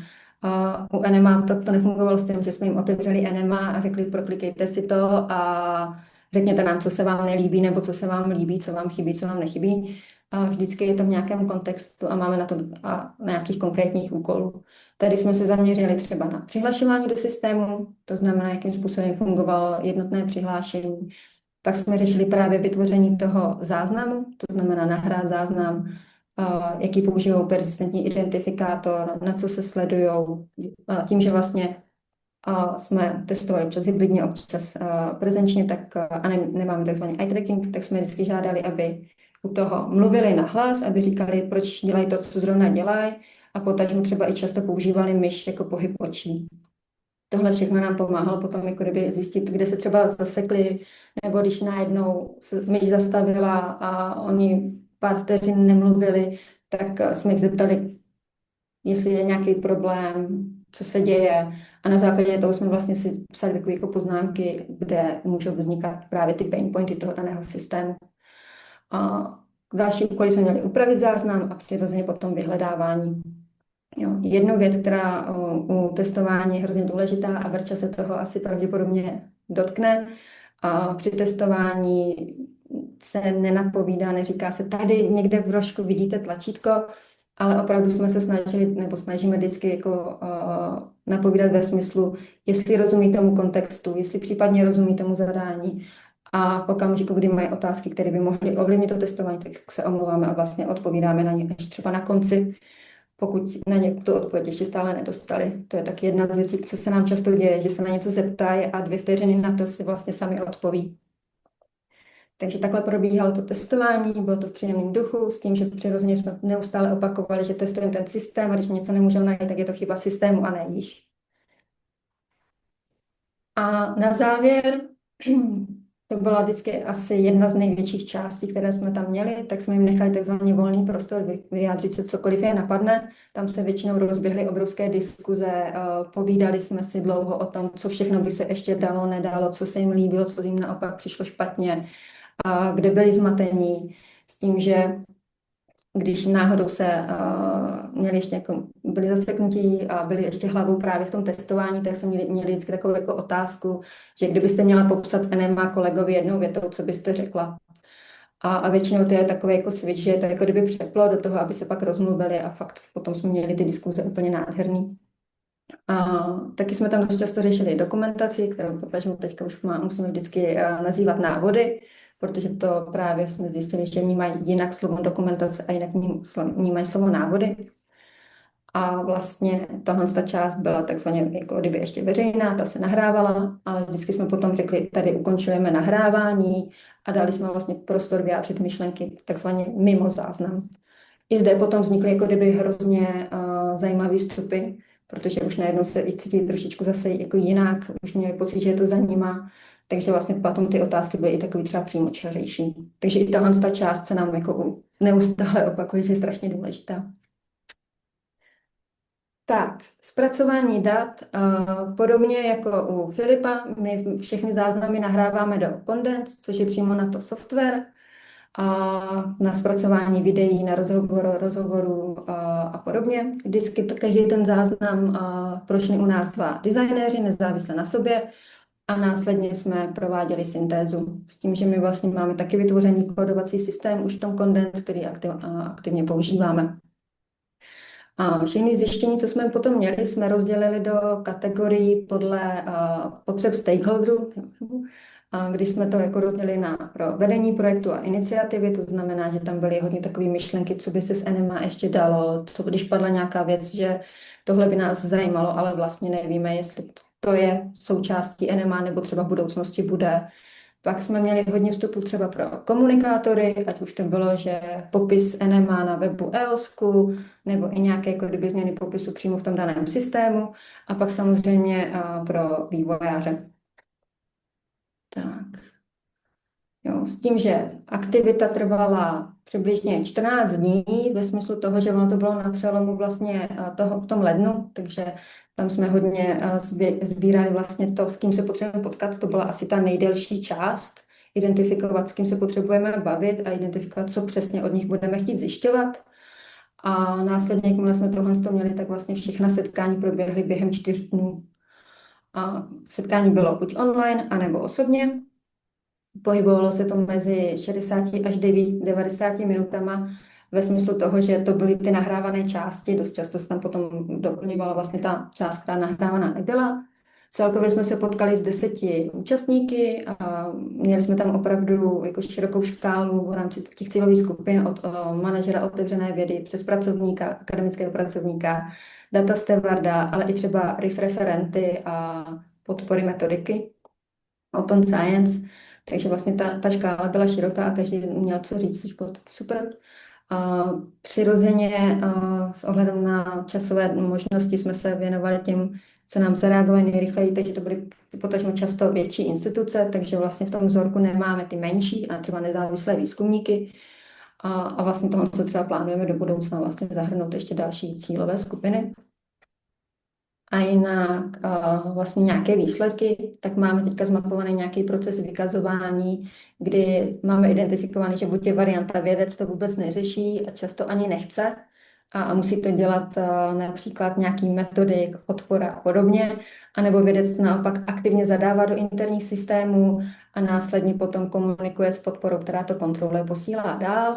Máme nějaké jako potenciální myšlenky pro NMA, a objevili jsme nějaké problematické faktory, které se potom třeba i objevují, když to NMA prezentujeme. Měli jsme nějaké bugy a erory, které jsme vlastně posílali přímo na vývojáře, ale samozřejmě i tu důležitou věc, tak jsme vypíchli, co fungovalo.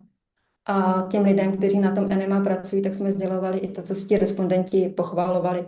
Protože kromě toho feedbacku dávat tohle ještě musíme udělat, tak je dobrý vždycky i říct, ale tohle se podařilo, tohle je dobrý. A vlastně potom jsme měli i nějaké jako další otázky, které jsme potom zpracovávali do vlastně standardních odpovědí. Plus tady tyhle všechny data jsme potom použili i jako pro podklad pro přípravu vlastně takové jako prezentace, co je NMA a jak funguje. Takže teďka máme vlastně kratičkou prezentaci o pár slajdech a praktickou ukázku, kde jsme zjistili, že to bude nejlíp fungovat.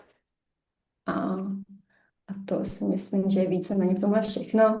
Jediná věc, kterou bych tady chtěla ještě zmínit, je, že opravdu ty nejdůležitější momenty nebo ty nejdůležitější informace se řeknou dost často jen tak mimochodem.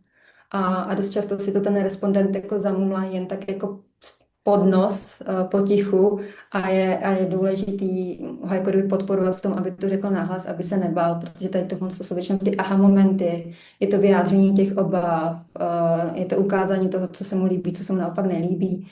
Zároveň to testování a osobní setkávání, když online, tak má i silné reputační dopady, protože vlastně vyjadřujete zájem té cílové skupině, že vás zajímá, co oni potřebují a chcete to reflektovat vlastně do těch systémů tak, aby jim to fungovalo.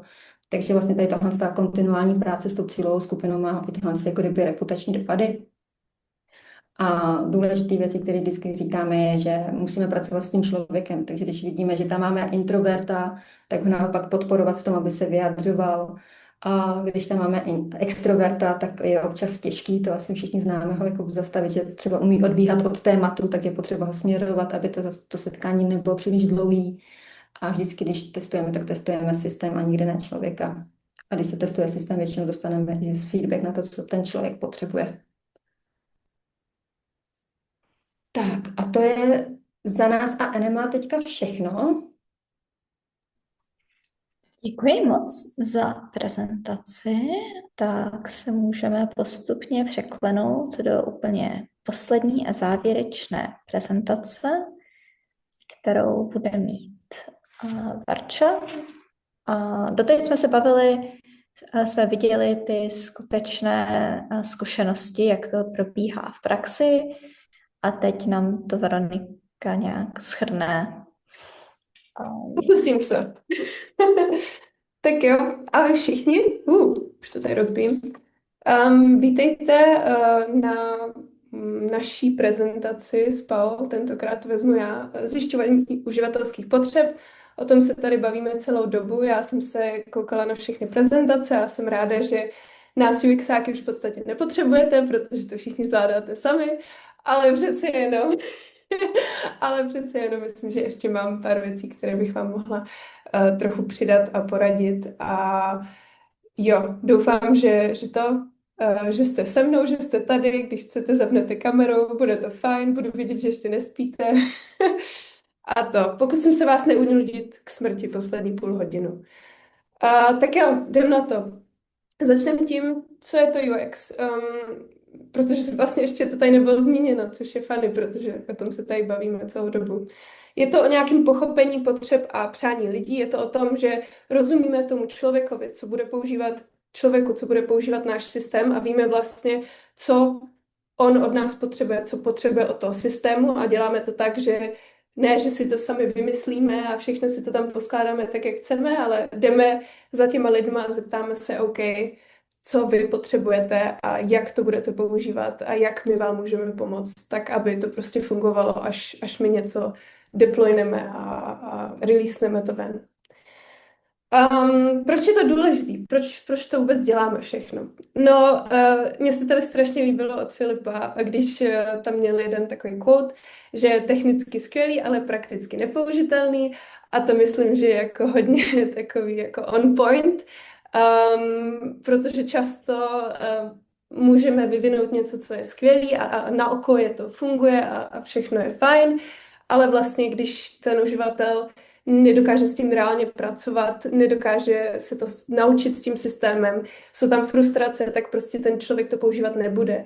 A to my samozřejmě nechceme. My chceme, aby všechna ta tvrdá práce, ty rozhovory, prostě všechno, někdo tady říkal 2 měsíce práce, aby to prostě nešlo vniveč a aby fakt na konci bylo něco, za co si můžeme stát a za co naši uživatelé budou jako rádi, že to mají a ne jako noční můra, ježišmarja, teď musím mít něco najít do nějakého repozitáře. Tak jo. Pointa číslo 1, než se pustíte do průzkumu, položte si základní otázku, co vlastně potřebuji, jaké informace hledám, proč to všechno dělám. Takže zeptejte se sebe, jakože co nevím, co si myslím, že vím, protože to nejsou vždycky ty samé věci, a zjistit vlastně, co já potřebuji teďka dohledat. Vím, že ten můj repozitář je něčím special, že mám určitou komunitu a já potřebuji vědět, jak ta komunita pracuje, vlastně jaké informace jsou pro ně důležité, jaké metadata používají, jak vypadají ty záznamy, a tedy, jak tam byla někde i zmínka o něčem, jak to zapadá do toho celého environmentu, do toho celého kontextu toho, jak oni pracují. A tohle všechno je důležité. A je hrozně důležité to vědět, než začneme s tím výzkumem, protože jinak, jak říkám, můžeme strávit 2 měsíce něčím a pak zjistit, ježišmarja, to, co jsem já nashromáždila, je úplně, co já s tím teď budu dělat. To bylo úplně na nic. Takže to nechceme, to nebudeme dělat. Takže si musíme stanovit nějaké cíle a zjistit, co vlastně tím výzkumem chceme dosáhnout. My jsme si pro vás tady připravili takový přehled vybraných metod, protože už tady byly nějaký name dropnutý, tak já to teď trošku projedu s váma.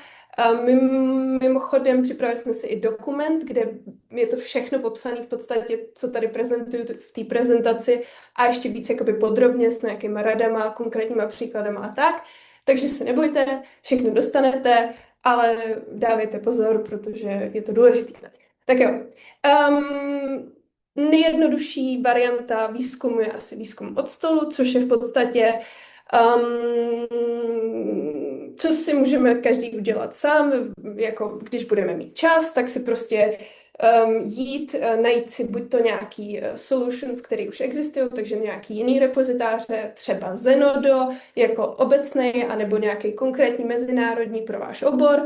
Kouknu se, zjistím, co tady je, jak to vypadá, jak vyhledávám, jak filtruju, jak nahrávám a tedy. To je jedna varianta, anebo můžu i najít nějaký třeba odborný článek o tom, jak fungují repozitáře, jak se shromažďují data v mém oboru a tedy. Takže je to takový, já sám si dělám ten svůj research, samozřejmě pak si to někam dobře ukládat, Excelovou tabulku klasika, dát si tam prostě třeba ty příklady těch produktů, co už existují a co se mi tady líbí, co ne, co je otazník a tedy. Na co si dát pozor, tak já doporučuji, že tohle by neměla být vaše jediná metoda, jelikož možná jste si všimli, tahle metoda nezahrnuje žádné uživatele a to my nechceme. My chceme uživatele, každopádně je to dobrá metoda, jak začít a vlastně si udělat nějaké jako první idea o tom, jak by to mohlo vypadat a co mě vlastně zajímá. Takže určitě doporučuji, ale nejlepší z kombinace s dalšíma metodama. Jdeme dál. Tady jenom takový příklad, jak to může vypadat, takže tohle je nějak jako hodně diligently zpracovaný rešerše o tom, co jakoby už existuje. Myslím, že jsou tam i nějaké články, nějaký example. Tady máme zrovna example z tohle jakoby state of the art, takže prostě co už existuje za aplikace, za repozitáře. Můžeme se podívat i na mobile version, což je taky důležitý, udělat to responsivní pro mobilní verzi. Takže určitě doporučuji, té inspirace je tam dost, takže je to jako minimal effort, podle mě minimal ztráta času potenciální a doporučuji. Tak jo, jdeme dál rozhovory, to už jsme se tady trochu bavili, pár z vás už si o tom povídala trochu, takže já myslím, že rozhovory jsou jedny z nejdůležitějších, nejlepších tools, jak prostě zjistit, co naši uživatelé potřebují. Samozřejmě není to jako halabala, si píšu si otázky, zeptám se chata a pak to prostě přečtu u rozhovoru. Samozřejmě umět dělat rozhovory je skill, což není jednoduchý, ale můžeme se na to jako pořádně připravit, což se vždycky hodí, takže prostě sepsat si ty témata. Já doporučuji interviews, které jsou jakoby semi-structured, to znamená, že ty otázky nejsou úplně daný přímo, ale občas třeba je téma, na který se vyptáte víc. Často nevíte, co oni odpoví, takže často nevíte, co vás bude zajímat, takže nedržet se nějakého moc strukturovaného, ale zase na druhou stranu nejít tam jenom s jedním nápadem a že všechno se mi vybaví, až tam budu. Takže nějaký semi-structured je podle mě taková jako zlatá střední cesta. A yes, again, důležité je tady před tím rozhovorem, co chci zjistit, co chci mít na konci za informace, co z tohohle vejde, protože jinak připravíte krásný rozhovor a pak po 2hodinovém rozhovoru zjistíte, ježišmarja, teď já nic nemám. Teď v tom není nic, co mi pomůže. Tady jsou jenom nějaké příklady, jak jsme se na to připravovali, takže prostě napsat si ty cíle, napsat si ty body, ale, jak jsem říkala, být otevřený tomu, že až začne ten rozhovor, tak prostě, když mě něco zaujme, tak tak se zeptám víc, půjdu víc do hloubky. Další je workshop/focus groups, to už tady taky bylo zmíněno. Tam je výhoda, že můžeme jakoby zpracovat víc lidí najednou, dochází tam často k výměně názorů, což je fajn. Skvělý na těchto týmových aktivitách je, že jedna myšlenka, ať blbá, může vyprovokovat další myšlenku, která je třeba lepší. Takže ty lidi jako můžou snowballovat ty svoje myšlenky a dojít k něčemu, co vlastně může být hodně zajímavý. Samozřejmě je tady to riziko, že když je někdo prostě není možná v náladě nebo je spíš introvert, tak může dojít trochu k upozadění, ale od toho tam jsme my, aby jsme prostě, když tak povzbudili toho člověka, nebo ten, kdo to, jakoby, vy tam jenom nesedíte a nepíšete si poznámky, ale měli byste to trochu moderovat, takže zastavit toho člověka, co už má půl hodiny proslov a prostě teď budeš možná chvilku mluvit ty a tak. Což, again, moderování je dovednost, takže no pressure, ale je dobrý si to trochu vyjasnit, než začneme. Já bych řekla, že workshop focus groups už jsou taky dobrá jako jedna z prvních metod, ale možná už je lepší tam mít jako už s určitým fokusem, s určitým nápadem, aby jsme se jako mohli jako pobavit a byl by tam ten clash víc než jakože random brainstorming. Tady jsou jenom příklady z našeho workshopu, again, prostě psaní na papírky, sticky notes, je to hodně takový kreativní, je to super, každý nahodí své myšlenky, jde o to, že prostě jedem teď jako nějaký topik a nápady prostě a pak z toho něco vznikne. Tak, dotazníky, jedna z posledních metod.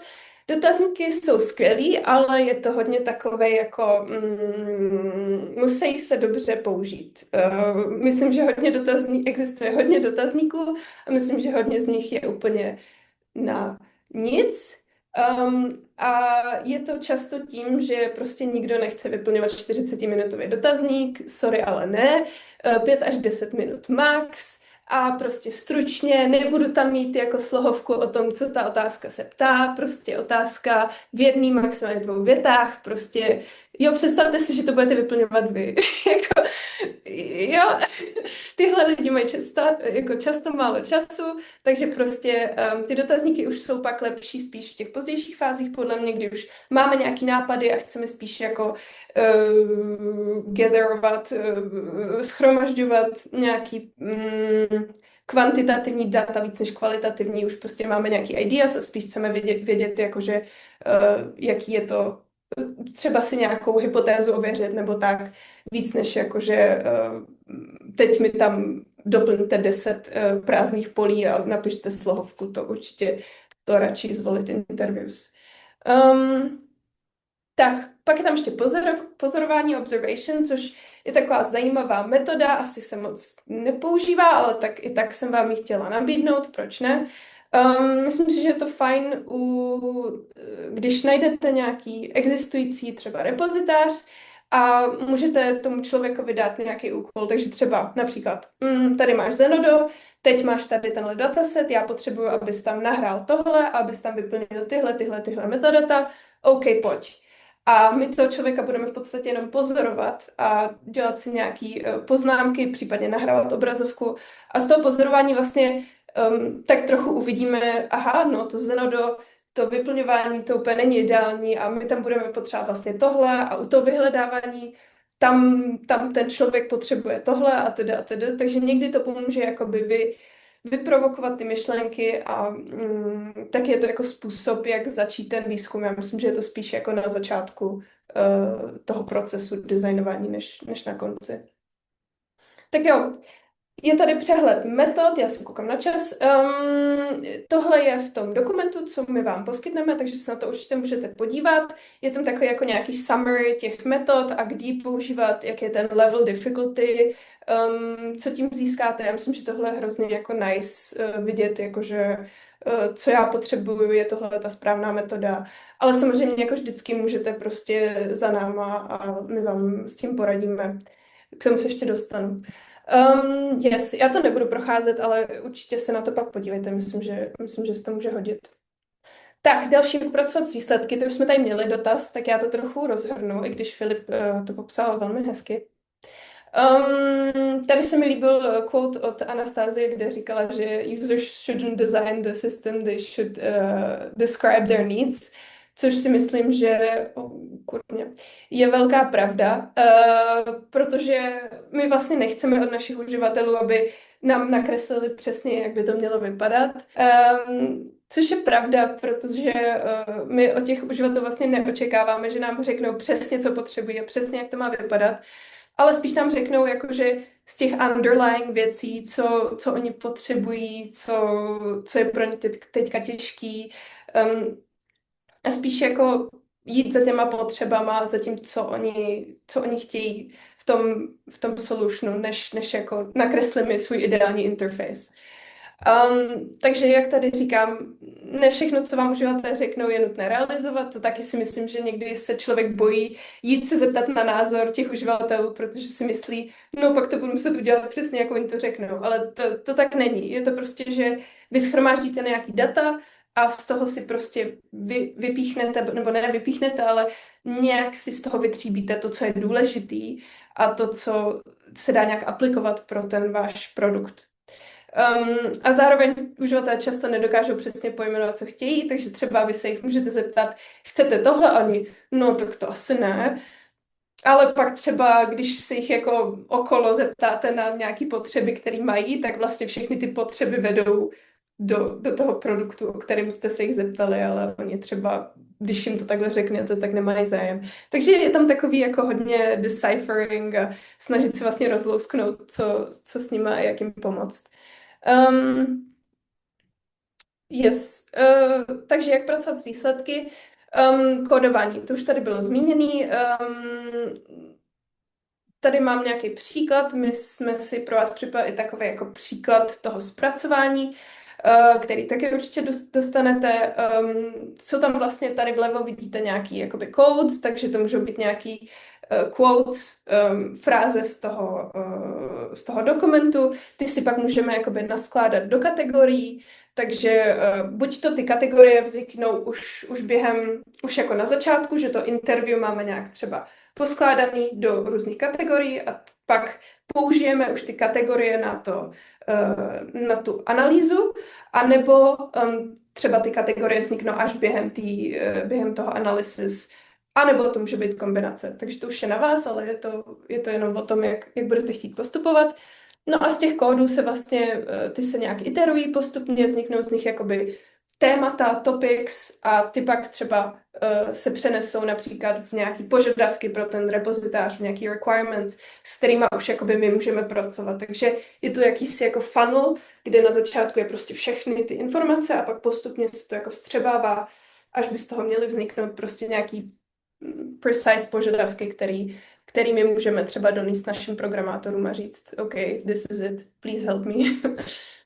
Tak jo, jak jsem říkala, projděte si všechny data, hledejte nějaké momenty překvapení, silné názory, otázky a nejasnosti, co se tam vlastně stalo, proto je dobré si to vždycky nahrávat, aby jsme se k tomu mohli vrátit a zjistit, to byla moje interpretace, anebo to ten člověk řekl trošku jinak. Vypište si ty jednotlivé body, takže třeba jeden bod, jedna myšlenka a hledejte ty tematické okruhy, takže tady napravo třeba vidíte nějaký různý kódy, které jsme si připravili a pak vlastně zařazujeme ty různé věci z těch interviews nebo z jakýhokoliv toho výzkumu do těch kategorií a ty kategorie můžou postupně vznikat anebo zanikat, takže je to takový hodně proměnlivý, například máme 5 kategorií a pak třeba expandujete jednu z nich na 3, protože potřebujete se dostat ještě do víc podrobna v té kategorii, anebo naopak zjistíte, že jedna kategorie prostě není relevantní a třeba ji mergenete nebo dáte dohromady s jinou kategorií. Takže je to hodně takový, jak bych řekla, no prostě, že se to mění a není to, OK, mám 5 okruhů a teď to tam prostě nasekám. Takže tak. Čas, dobrý. Tipy a triky. Pořádně si nahrajte a uložte data, to je hodně důležitý. Data management plan, good idea.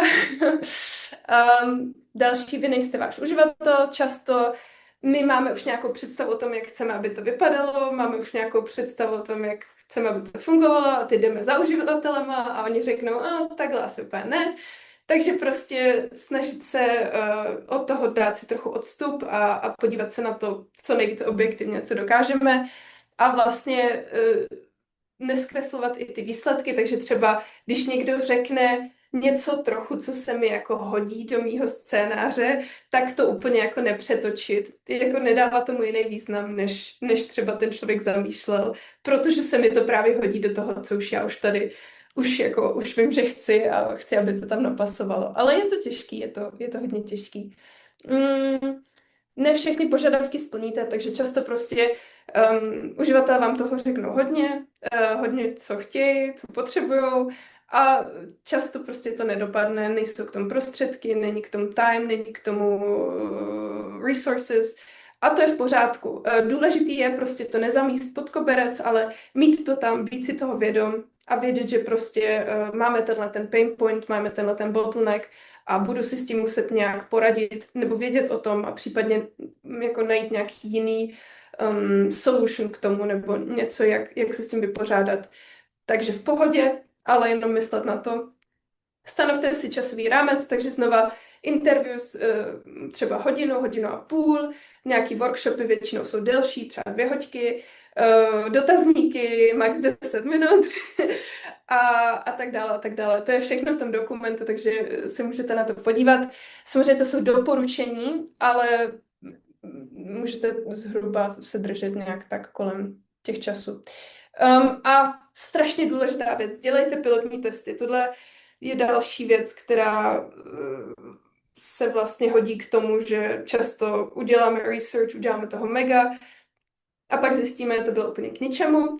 Takže jedna ze způsobů, jak tomu zabránit, jsou právě pilotní testy, takže seberte si pár kolegů, třeba 2, teď si úplně prostě napíč projděte tím testováním, přesně jak jste to naplánovali a zjistíte tím vlastně třeba nějaké nedostatky, něco, co jste zapomněli říct, něco, co není jasný, případně, že ty data jsou nějaký divný, že vlastně ta otázka nedává smysl. Je to fakt super. V ten moment, kdy to jenom vidíte před sebou, tak prostě si říkáte, jo, to je skvělý, to bude v pohodě. Ale jako pokaždý, když jsem měla ten pilotní test, tak se něco změnilo. Aspoň 20%, protože prostě najednou vidíte, že ne všichni přemýšlejí stejně a v praxi prostě, když to vedete, tak to vypadá jinak. A to je mega důležitý, protože pak to můžete upravit a pak, až budete za těma reálnýma uživatelema a ukradnete jim ten čas, tak prostě víte, že ty výsledky budou fakt worth it a k něčemu vám budou. Více typů a triků v dokumentu. To byl jak advertisement. Co teď? Už jsme skoro na konci. Nikča říkala, že je to iterativní proces a she was completely right. V podstatě já myslím, že je dobrý nápad začít tím, že establishujeme nějaké requirements, takže ten první step je, jdeme za uživatelema, seznámíme se s nimi, seznámíme se s jejich požadavky, co potřebují. Ač to může být někdy takový víc abstraktní, tak je to důležitý. Myslím, že nám to pomůže jako navigovat v tom, co bude další step trošku, ale samozřejmě my za nima můžeme chodit furt a ideálně bychom za nima měli jít víc, než na začátku, kdy shromažďujeme ty požadavky. Takže pak během testování nebo při refinement těch požadavků, kdykoliv během té fáze, kdy designujeme, prototypujeme, implementujeme, tak bychom jakože měli zahrnovat ty usery v tom cyklu co nejvíc, co jde. Samozřejmě ne vždycky to jde, ale ideálně ano. Yes. Takže tak. Je to iterativní proces, není lineární, takže prostě často ty věci nejsou takhle, ale tak trochu takhle.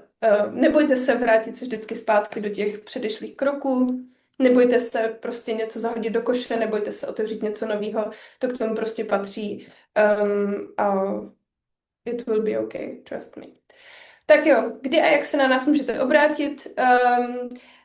Pokud třeba už dojdete ke kroku, kdy máte nějakou metodu, ale nevíte, jestli ta zvolená metoda bude ideální pro vás, tak se s námi můžete poradit. Pokud máte třeba už nějaký interview script připravený, můžeme vám s tím poradit. Potřebujete konzultovat nějaký postup nebo něco k té analýze dát, tak vždycky se s námi můžete spojit a my vás třeba jako nějak nasměrujeme. Neříkám, že vám připravíme všechno, co budete potřebovat, ale můžeme vás prostě tak jako supervisovat a říct, hele, tohle fakt ne, anebo tohle fakt jo. Takže tak, yes.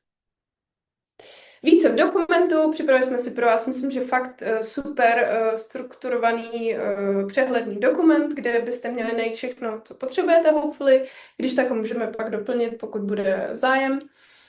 Ten vám samozřejmě nějak poskytneme. Jsou tam tipy, triky, podrobnější instrukce k těm metodám, je tam toho mnohem víc, je tam přesně postup, jakože jak se na tu metodu připravit a tak, co dělat, co nedělat, doporučení, takže fakt I recommend, podívejte se na to a prázdný slide, that's it. Moc všem přednášejícím, že byli ochotní se podělit o své zkušenosti, i vám všem za vaši pozornost. Bylo to teď hodně informací, tak jsme určitě všichni velmi unavení. Máme ještě 10 minut na otázky, takže pilně pište. Jak už bylo řečeno, jsme k dispozici pro konzultace a budou k dispozici i další a doplňující informace, mimo jiné ten už několikrát zmiňovaný dokument. Jinak prvotním kontaktním bodem tak bychom ideálně měli být my jako metodici NRP, který vás provázíme celým procesem vzniku repozitáře. Teď promluvám zejména k těm správcům repozitářů mezi vámi a digitálním kurátorům.